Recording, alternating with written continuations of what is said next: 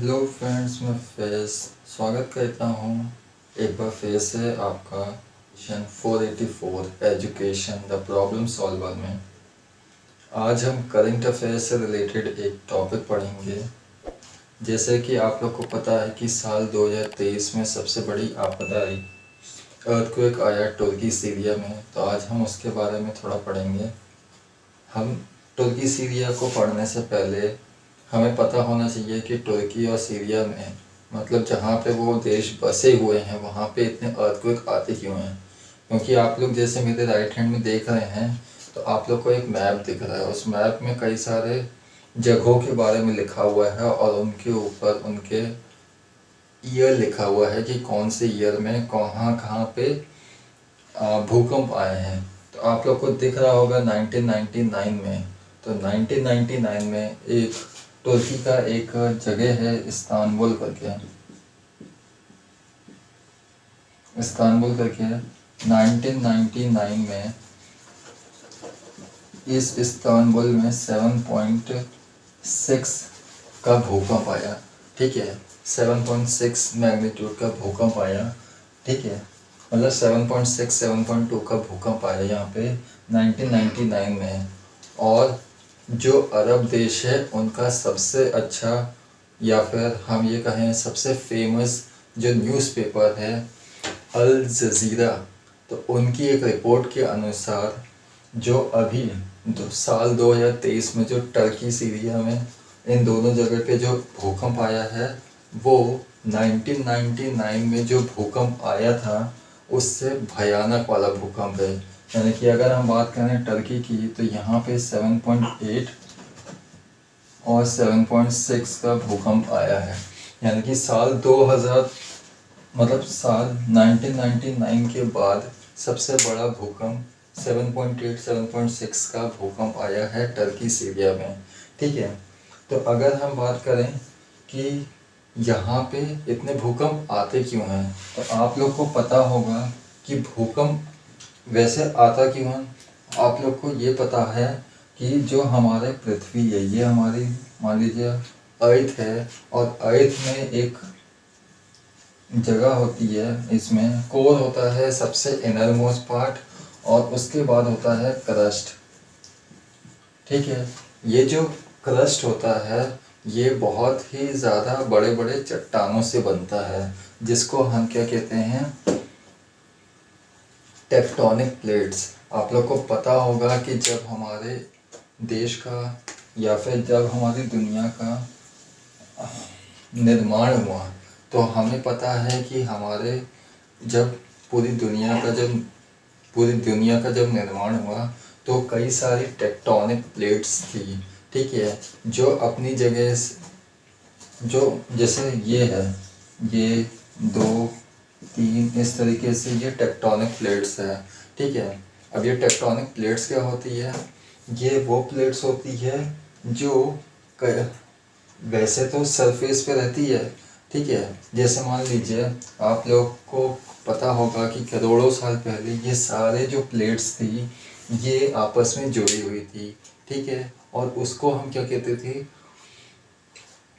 Pangaea कहते थे। लेकिन उसके कुछ साल के बाद पेंजिया 2 हिस्सों में टूट गई, एक हो गई गोंडवाना लैंड का हिस्सा और एक हो गया लॉरेशिया का हिस्सा। टोटल 7 इससे कॉन्टिनेंट निकले जिसमें एक इंडिया का भी पार्ट है। ठीक है, तो टेक्टोनिक प्लेट्स यानी कि अब जो भारत है, अगर मैं इंडिया की बात करूं तो इंडिया जिस टेक्टोनिक प्लेट्स यानी कि एक जैसे मान लीजिए ये 3 टेक्टोनिक प्लेट्स है, ये है और ये है। यानी कि ये प्लेट्स आपस में जब एक साथ टकरा जाती है तो इससे क्या होता है, इससे तो जब ये टेक्टोनिक प्लेट्स आपस में टकराती है तो इससे क्या होता है, इससे नेचुरल डिजास्टर अर्थक्वेक आया या फिर और भी कई सारी मुसीबतें आती है। ठीक है, जैसे आप लोग को पता होगा भारत के बारे में, तो हमारा जैसे इंडिया है तो इंडिया में जो सबसे बड़ा चट्टान है यानी कि सबसे बड़ा जो पर्वत है हिमालय, वो हिमालय कैसे बना, जब ये एक टेक्टोनिक प्लेट और ये हमारा टेक्टोनिक प्लेट जो है आपस में जब टकरा गया तो इनके मिलने से हिमालय बना है। ठीक है, टेक्टोनिक प्लेट्स का मतलब आप ये सिंपल वर्ड में ये जानिए कि एक तरीके का ये सब मैंने क्या बताया कि हमारे पूरे दुनिया भर में यानी कि जो हमारी पृथ्वी है उसमें बहुत बड़ी बड़ी चट्टानें हैं। ठीक है, बड़े बड़े रॉक्स हैं। ये जो रॉक्स हैं ये कहाँ से आए, क्रस्ट वाला पार्ट है, ठीक है, वहाँ से आए। और इन्हीं रॉक्स को क्या कहते हैं,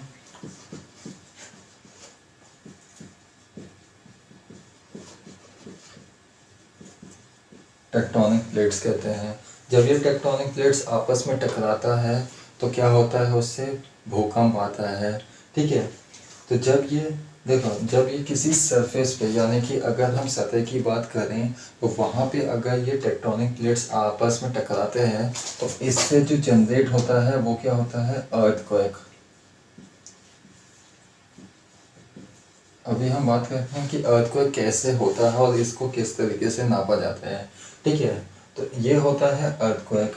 अब जो टर्की और सीरिया में क्यों आया ये अर्थक्वेक, तो अगर हम उसकी बात करें, सबसे पहले हमें ये समझना होगा कि अर्थक्वेक बोलते किसको हैं, वो आता क्यों है। ठीक है, तो अर्थक्वेक आप समझ गए ना, टेक्टोनिक प्लेट्स के हिलने के कारण यानी कि अगर दुनिया में कहीं पर भी यानी कि किसी भी चीज़ के वजह से अगर प्लेट्स हिलती है एक जगह से दूसरी जगह पे तो वहाँ पे मुसीबत आती है। जैसे यहाँ पे प्लेट्स के हिलने की वजह से भूकंप आया। ठीक है, ये जो भूकंप है ये किस तरीके से आता है, देखिए अगर मान लीजिए ये एक सरफेस है और एक सरफेस पे ही आता है भूकंप, यानी कि और भूकंप काय के फॉर्म में आता है, वाइब्रेशंस के फॉर्म में आता है। ठीक है, वाइब्रेशंस के फॉर्म में आता है। तो ये जो भूकंप है, जब ये भूकंप ज़मीन के अंदर चले जाता है, आप लोग को पता होगा कि जब ये भूकंप आता है तो कई सारी बिल्डिंग्स गिर जाती है उसकी वजह से। ठीक है, कई जगह क्रैक्स आ जाते हैं। अगर ये भूकंप किसी क्रैक के साथ साथ चलता है तो उस लाइन को हम कहते हैं फॉल्ट लाइन। और ठीक है, उसको हम अर्थक्वेक की वजह से जो क्रैक्स बनते हैं अगर, तो वहाँ पे जो लाइन बनती है वो होता है फॉल्ट लाइन। और फॉल्ट लाइन जो है यानी कि एक वो एरिया जहाँ पे अर्थक्वेक यानी कि भूकंप की मात्रा यानी कि भूकंप का असर सबसे ज़्यादा होता है, यही वो लाइन होती है जहाँ से अर्थक्वेक ज़मीन के अंदर चला जाता है।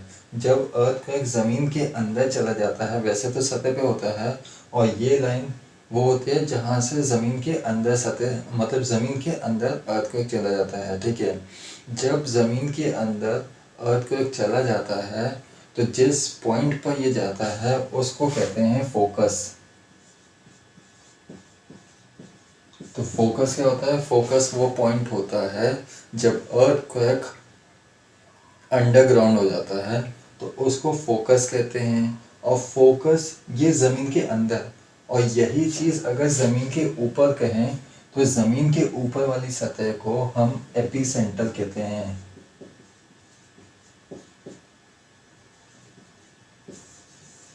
आपने सुना होता है एपिसेंटर, मतलब होता है कि ये वो पॉइंट होता है, जैसे फोकस ये वो पॉइंट होता है जब अर्थक्वेक ज़मीन के अंदर चला जाता है।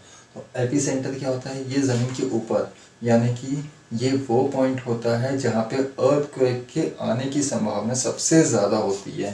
ठीक है, तो अगर हम टर्की सीरिया की बात करें तो टर्की सीरिया में जो एपिसेंटर है यानी कि टर्की और सीरिया ये जहाँ पे, ठीक है, ये है टर्की, ठीक है, ये है सीरिया।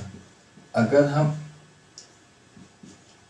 इसकी बात करें तो जहाँ पे इसका एपिसेंटर बनता है ये इसका एपिसेंटर बना है। ठीक है, तो अगर ये जो एपिसेंटर है और ये हमारा पृथ्वी है, इस पृथ्वी से ये जो एपिसेंटर है इस साइड 800 किलोमीटर दूर है। ये जो एपिसेंटर है ये अर्थ से अर्थ का जो सरफेस है यानी कि इसका जो आउटर मोस्ट लेयर है वहाँ से लेकर अगर बात करें तो ये जो एपिसेंटर है वो 800 किलोमीटर है, जबकि इधर और इधर जैसे आप मैप में देख रहे होंगे 1000 किलोमीटर दूर है। इसका मतलब क्या हुआ कि इससे अगर हम इस एपिसेंटर की बात करें तो इस एपिसेंटर पे अगर यहाँ पे भूकंप आएगा तो इसके 1000 किलोमीटर के रेडियस में जितने भी होगी, जितनी भी सिटीज़ होगी, उन सब पे असर होगा। आज नहीं तो कल होगा असर। ये जब टर्की सीरिया में अर्थक्वेक आया तो इसका जो प्रभाव है, इस अर्थक्वेक का जो प्रभाव है वो टोटल 9 देशों पे पड़ रहा है, जिसमें इंडिया भी शामिल है। ठीक है, अब ये जो एपिसेंटर है वो बना कहाँ? अगर हम तुर्की सीरिया की बात करें तो ये जो एपिसेंटर है ये टर्की का एक जगह आता है, नाम है उसका, इसका नाम है करमानस मरस करके एक जगह है, ये इसका एपिसेंटर बना। ठीक है, यानी कि तुर्की सीरिया में जहाँ पे एपिसेंटर बना है इस अर्थक्वेक का 1999 के बाद, वो क्या है, करमनस मरस करके एक जगह है, स्पेलिंग शायद गलत हो गई होगी। तो ये एपिसेंटर और ये कहाँ बना है? टर्की का सबसे ज़्यादा डेवलप जो सिटी है वो है गाजियान्टेप, ये जगह है। ठीक है, इसके पास में ही ये जगह है और यहाँ पे इसका एपिसेंटर बना है। ठीक है, इस अर्थक्वेक का 1999 के बाद सबसे बड़ा जो भूकंप आया है वो यहाँ पे आया है। ठीक है, अब अगर हम ये बात करें, अगर हम पहले इसकी बात करें कि तुर्की और सीरिया के प्रेसिडेंट और इसका कैपिटल की बात कहते हैं। ठीक है, अगर हम टर्की की बात करें, तुर्की की, जो ये यहाँ पे भूकंप आया है इसकी वजह से जो तुर्की के प्रेसिडेंट हैं, इनके प्रेसिडेंट का नाम क्या है?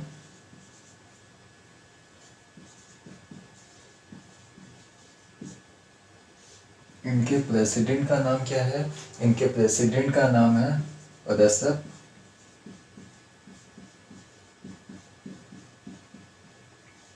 तायिप एर्दोगन। ठीक है, रेसेप तायिप एर्दोगन ने 3 महीने का इमरजेंसी डिक्लेयर कर दिया है। कहाँ पे किया है? टर्की में किया है। इसी तरीके से सीरिया की जो प्रेसिडेंट है उन्होंने इमरजेंसी तो डिक्लेयर नहीं किया है, लेकिन वो लोग, वहाँ पे भी बहुत ज़्यादा डिस्ट्रक्शंस हुआ है, लेकिन वहाँ पे इमरजेंसी डिक्लेयर हुआ नहीं है, सिर्फ तुर्की में हुआ है, क्योंकि सीरिया के मुकाबले में टर्की में सबसे ज़्यादा तबाही मची है। ठीक है, एज़ कम्पेयर टू सीरिया। लेकिन जब 1999 में इस्तांबुल में जब धरती हिली थी, यानी कि टर्की का ही, ये जो टर्की है इसका ही जगह है इस्तांबुल, जब 1999 में यहाँ पे भूकंप आया था तो ये सिर्फ 45 सेकंड्स का था, और सिर्फ ये 45 सेकंड्स के ही भूकंप में यहाँ पे 17,500 लोगों की डेथ हो चुकी थी। लेकिन यहाँ पे जो भूकंप आए हैं 7.8 और 7.6 मैग्नीट्यूड का, इससे अभी भी बहुत सारे लोगों ने जान गंवा चुकी है। ठीक है, और भी कई सारे लोगों की जान जा सकती है, मतलब गई हो सकती है। जिस तरीके से ऑपरेशन चल रहा है, धीरे धीरे लोग बाहर आ रहे हैं, कई घायल भी हो चुके हैं। ठीक है, तो इसलिए ये जो है यहाँ पर जो अर्थक्वेक आया है साल 2023 में, फरवरी 2023 जो महीना चल रहा है, वो मेजर अर्थक्वेक में आता है। ठीक है, इस्तांबुल में 7.2 का आया था, जिस तरीके से आपने मैप में देखा। तो इनके जो प्रेसिडेंट है रेसेप तायिप एर्दोगन, इन्होंने 3 महीने का यहाँ पे इमरजेंसी डिक्लेयर कर दिया। अब ये तो हो गई प्रेसिडेंट की बात। अगर हम करेंसी की बात करें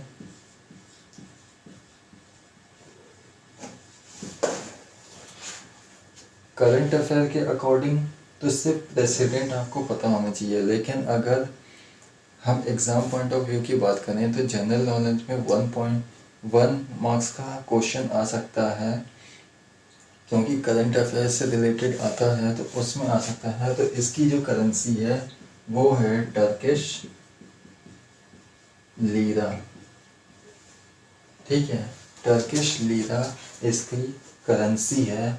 जबकि प्रेसिडेंट का नाम रेसिप तैयब एर्डोगन है। अगर हम यहाँ की कैपिटल की बात करें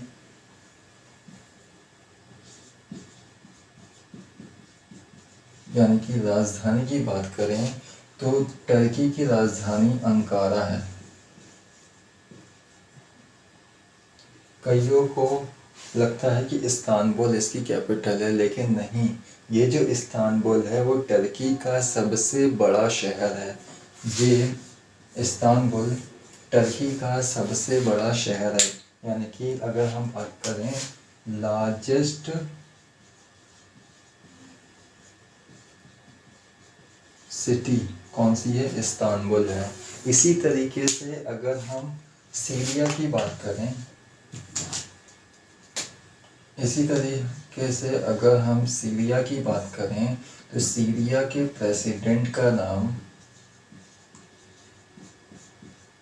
बशर अल असद नाम है इनका।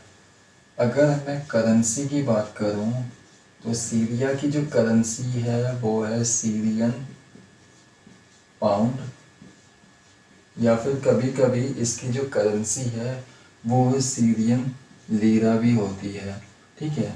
अगर यहाँ के कैपिटल की बात करें तो डेमेस्कस है,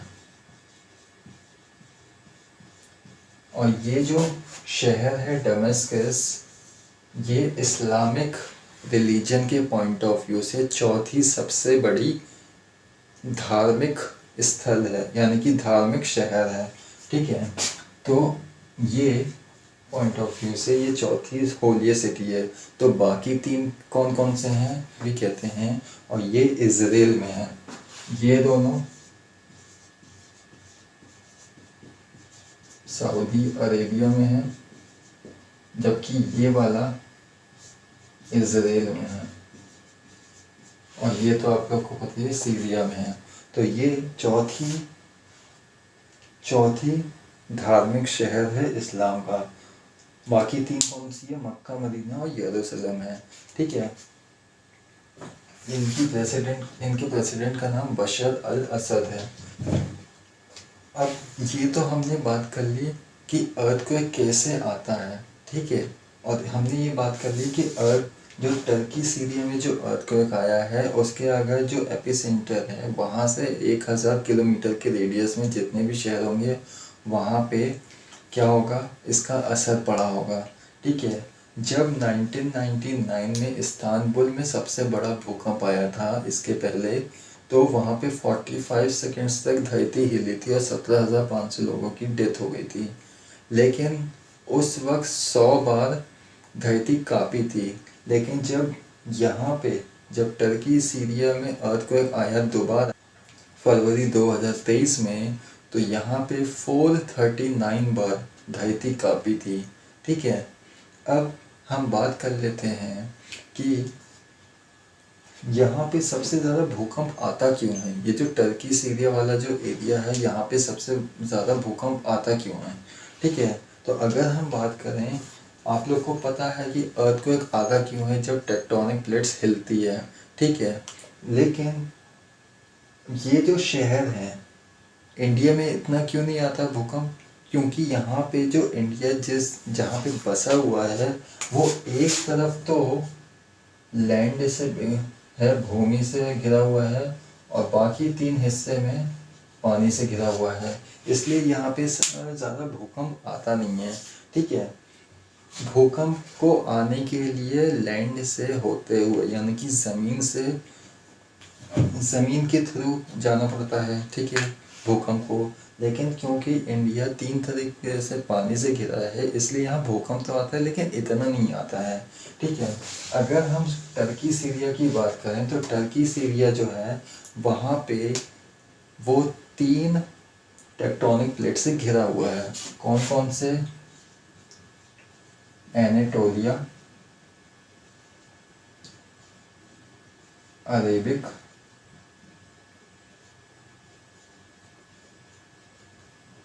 और अफ्रीका।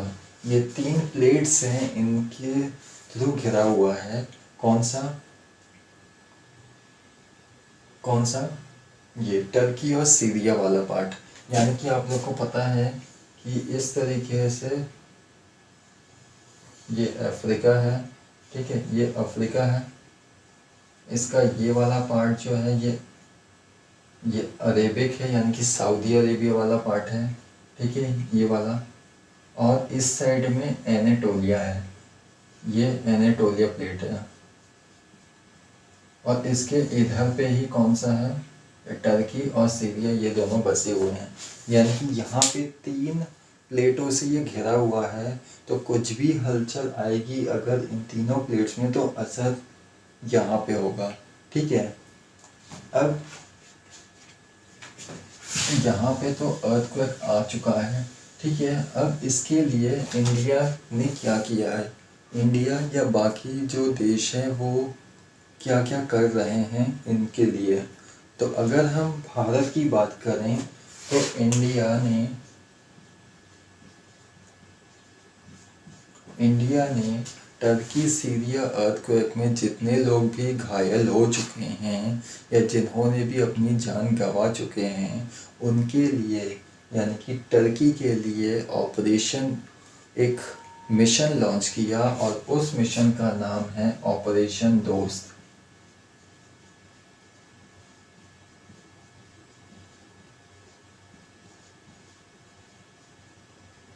ऑपरेशन दोस्त के तहत, ऑपरेशन दोस्त क्या, टर्की सीरिया में फंसे हुए लोग जिन्होंने जान गंवा दी है या फिर जो अभी भी फंसे हुए हैं उनकी मदद के लिए एक प्रोग्राम का आयोजन किया, एक प्रोग्राम बनाया, एक मिशन बनाया, उसका नाम ऑपरेशन दोस्त, ठीक है।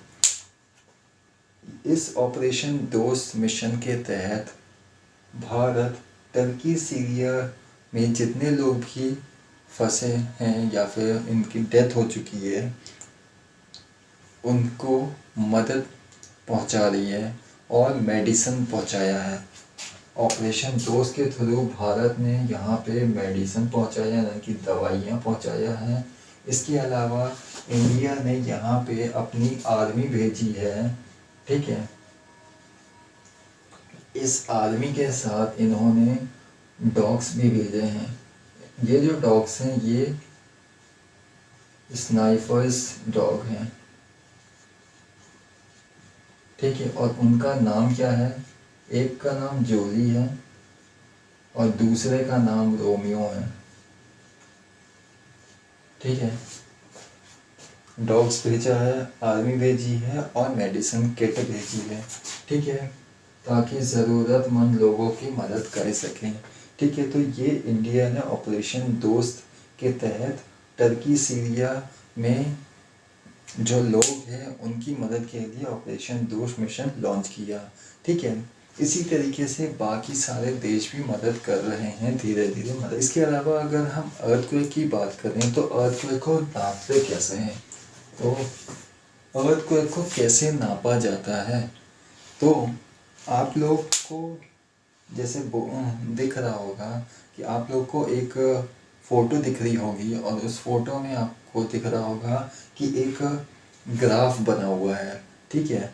उस ग्राफ में आपको कई सारे पॉइंट्स दिख रहे होंगे और कई सारी छोटी छोटी चीज़, और उसमें रेड ऑरेंज ब्लू करके ऐसे कलर दिए हुए हैं, ठीक है। अगर मैं बात करूं तो देखो मैंने क्या बताया था, टेक्टोनिक प्लेट्स के हिलने की वजह से अर्थक्वेक आता है, ठीक है। अर्थक्वेक जब क्रैक्स के थ्रू पास होता है तो वहाँ पे फॉल्ट लाइन बनती है, यानी कि सबसे ज़्यादा भूकंप उस सतह पे आएगा, ठीक है।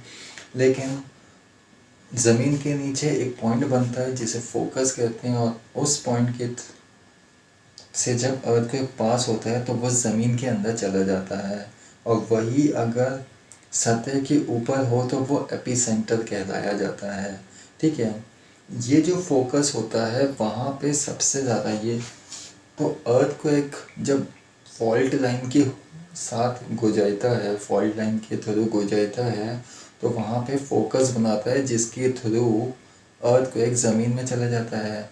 अब अर्थक्वेक ज़मीन में जाने के लिए वहाँ पे क्या होता है, प्रेशर जो होता है, सबसे ज़्यादा प्रेशर वहाँ पे आता है। ठीक है, जितना ज़्यादा प्रेशर होगा उतनी ही ज़्यादा एनर्जी रिलीज होगी। ठीक है,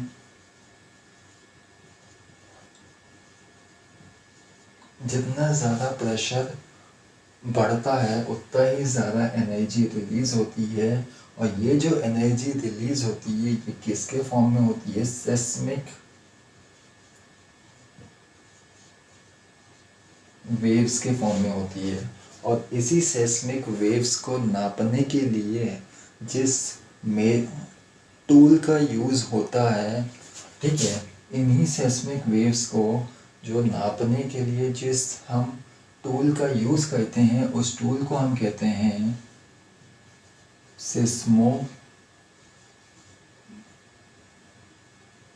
सिस्मोमीटर या फिर सिस्मोग्राफ।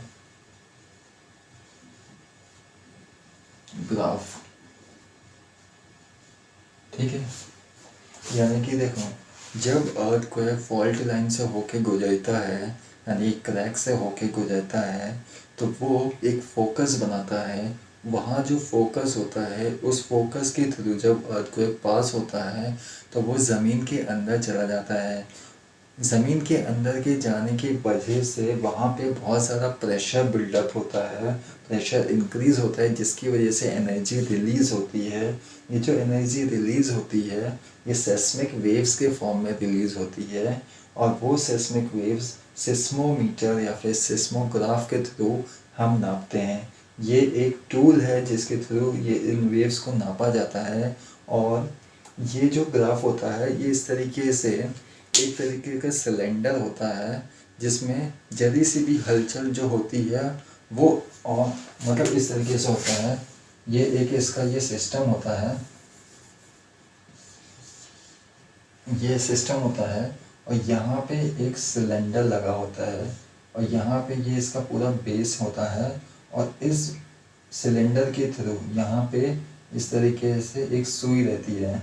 जिस तरीके से आपने सिलाई मशीन देखा होगा उस तरीके से ही ये पूरा सिस्टम होता है, बस छोटा होता है, और इसमें एक सुई लगी रहती है और नीचे एक पेपर होता है।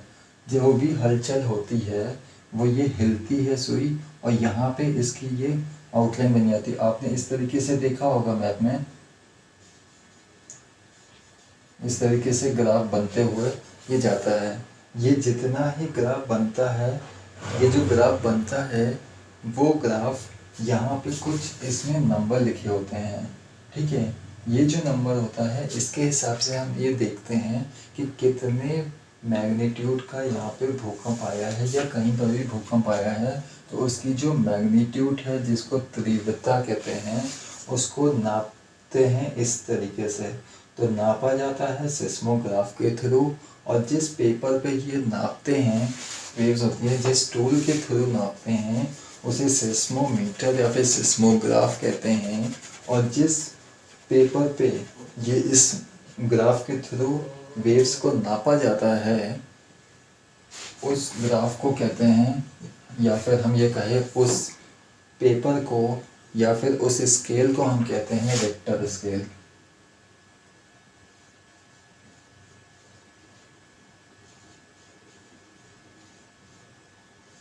ठीक है, मैंने क्या बताया, प्रेशर रिलीज़ हुआ। ठीक है, मतलब प्रेशर बढ़ा, प्रेशर बढ़ने की वजह से एनर्जी रिलीज़ हुई। ये जो एनर्जी रिलीज़ होती है ये सेस्मिक वेव्स के फॉर्म में होती है। जिस टूल के थ्रू सेस्मिक वेव्स को नापा जाता है उसे सिस्मोमीटर या सिस्मोग्राफ कहते हैं। सिस्मोग्राफ एक तरीके का वो टूल होता है जिसके थ्रू हम अर्थक्वेक की तीव्रता यानी कि मैग्नीट्यूड को नापते हैं। ठीक है, ये एक तरीके का ये एक बेस होता है जिसके ऊपर पेपर रहता है। ये पेपर में कुछ मैग्नीट्यूड्स इस तरीके से लिखा होता है, ठीक है। एक तरीके का लॉगरिथमिक स्केल होती है, यानी कि लॉग स्केल होती है, और उसके थ्रू, और यहाँ पे एक सिलेंडर लगा होता है जिसके थ्रू एक नीडल अटैच होती है, ठीक है। जिस तरीके से जैसे अर्थक्वेक आया तो कुछ चीज़ हिलेगी, और यहाँ पे इसमें इस तरीके से सिस्टम होता है कि जब भी अर्थक्वेक आता है तो ये सुई अपने आप हिलने लगती है वाइब्रेशन के थ्रू। तो यहाँ पे जो नीडल होती है, ये नीडल इस पेपर पे इस तरीके का ग्राफ बनाती है, ठीक है। ये जो ग्राफ बनाती है, ये जिस स्केल पे नाप बनाती है उस स्केल को रिक्टर स्केल कहते हैं, या फिर हम इसको ये भी कहें कि ये एक तरीके का लॉग एक तरीके का लॉगरिथमिक स्केल होता है, ठीक है। यानी कि जितना भी इसका मैग्नीट्यूड होगा उसको हम इंटू 10 के हिसाब से बोलेंगे, ठीक है। अब दो चीज़ होती है, अर्थक्वेक की मैग्नीट्यूड अगर नापना है या साइज़ नापना है तो उसे हम रिक्टर स्केल से नापते हैं, ठीक है। या फिर इसी स्केल को दूसरे वर्ड्स में मोमेंट मैग्नीट्यूड स्केल कहा जाता है, ठीक है। लेकिन अगर हमें अर्थक्वेक की इंटेंसिटी को नापना होता है तो उसके लिए हम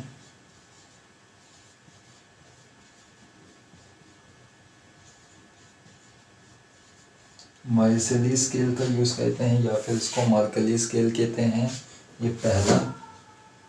दूसरा, अगर हमें मैग्नीट्यूड नापना है, यानी कि तीव्रता नापनी है, या फिर हमें साइज नापना है,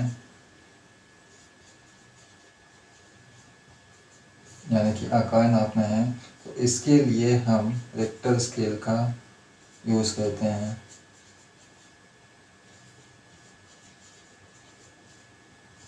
ठीक है। ये दो चीज़ हुई, ठीक है।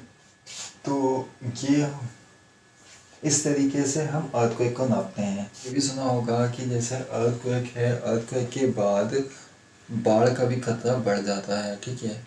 तो अब जैसे अभी बाढ़ का भी खतरा टर्की सीरिया में आ चुका है, ठीक है। और मैंने जैसे पहले ही बताया था, इससे 9 देश प्रभावित हुए हैं, ठीक है। क्योंकि जितने रेडियस में जो सिटी आएगी वो सब की सब प्रभावित होगी, आज नहीं होगी कल होगी, ठीक है। तो अब जैसे जैसे इसमें अपडेट आता रहेगा तो मैं आपको बता दूँ।